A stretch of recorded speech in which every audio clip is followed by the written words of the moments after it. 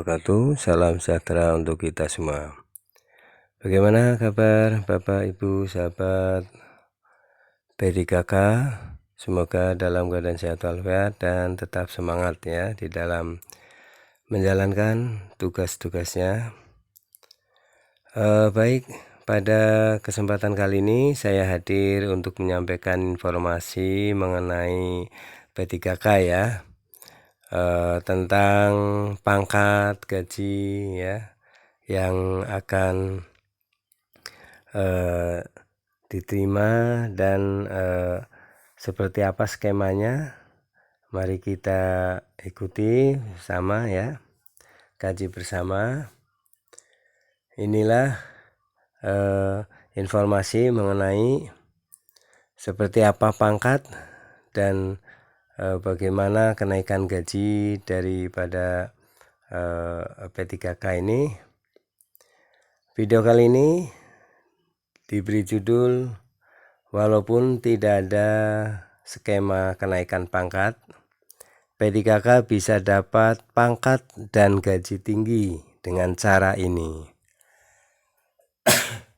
Baik, seperti apa ya? Mari kita kaji bersama. Inilah kenaikan pangkat dan skema gajinya ya. Gaji tertinggi untuk P3K seperti apa dan bagaimana cara mencapainya. Mari kita ikuti bersama. Dari Klik Pendidikan, kenaikan pangkat bagi P3K tidak memiliki ketentuan di dalam peraturan perundang-undangan. Sistem kenaikan pangkat hanya terdapat dan berlaku di kalangan PNS dengan syarat-syarat tertentu.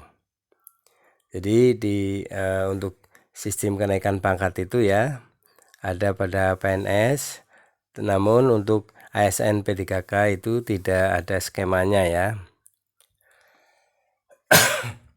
Namun P3K dapat memiliki pangkat dan gaji yang tinggi apabila melakukan hal berikut. Nah, ini ada caranya ya agar P3K bisa memiliki pangkat dan gaji yang tinggi.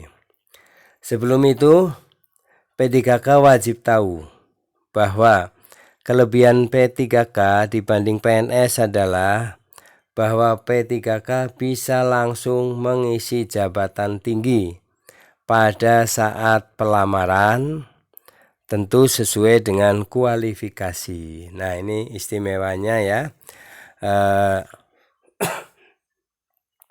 Untuk ASN PNS dibanding dengan ASN P3K, untuk P3K ini bisa waktu pelamaran itu ya bisa langsung ke jabatan yang tinggi apabila kualifikasinya itu memungkinkan ya. Misalnya S2 itu langsung ke jabatan tinggi. Namun kalau di PNS itu harus memenuhi syarat itu dari 3A dan sebagainya ya, dengan bersyarat itu. Nah, inilah keistimewaan dari P3K ya, kelebihan dari P3K dibanding dengan PNS. Jadi kelebihannya adalah bisa mengisi jabatan tinggi pada saat pelamaran ya, tentu sesuai dengan kualifikasi. Bahkan P3K dapat mengisi jabatan tinggi seperti JPT serta jabatan fungsional yang tidak dapat diisi oleh PNS. Nah, ini istimewanya lagi. P3K itu bisa mengisi jabatan tinggi seperti JPT serta jabatan fungsional yang tidak dapat diisi oleh PNS. Maka agar P3K bisa dapat maka agar P3K bisa dapat pangkat dan gaji yang tinggi, agar P3K dapat gaji dan pangkat yang tinggi, maka harus melamar jabatan yang menyediakan pangkat dan gaji yang tinggi itu ya. Jadi bisa dilamar langsung ya. Di dalam Permen PAN RB nomor 72 tahun 2020 dilampirkan daftar jabatan yang memiliki gaji tinggi yang bisa diisi oleh guru P3K. Antara lain, P3K bisa mendapatkan pangkat golongan 11, yaitu ahli muda, ketika P3K memiliki ijazah S3 atau doktor pada berbagai formasi jabatan yang dibuka. Nah, jadi bisa langsung ya, kalau mempunyai ijazah misalnya S3 atau doktor, itu bisa mendapatkan pangkat golongan 11 ya,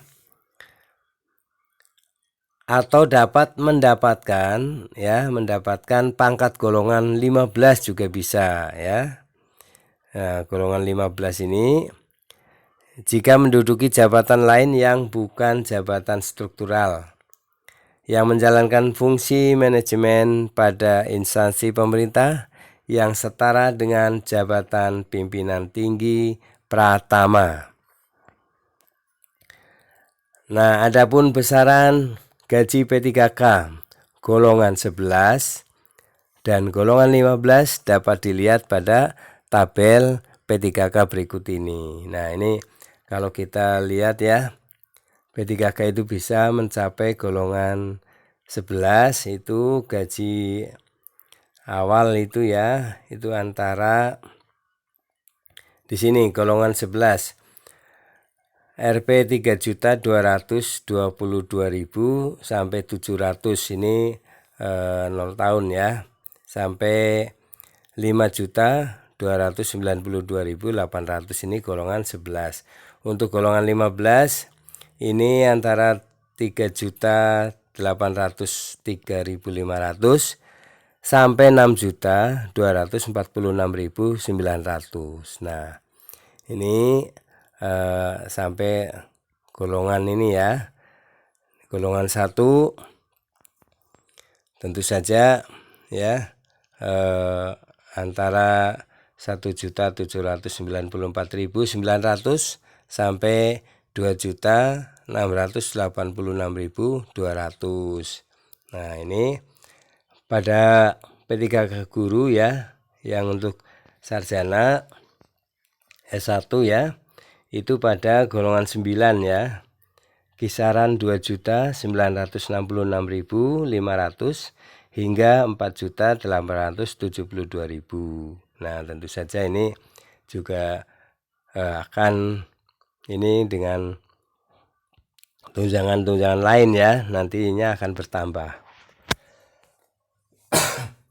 Inilah ya keistimewaan dari P3K yang dapat mengisi jabatan tinggi ya, bisa mencapai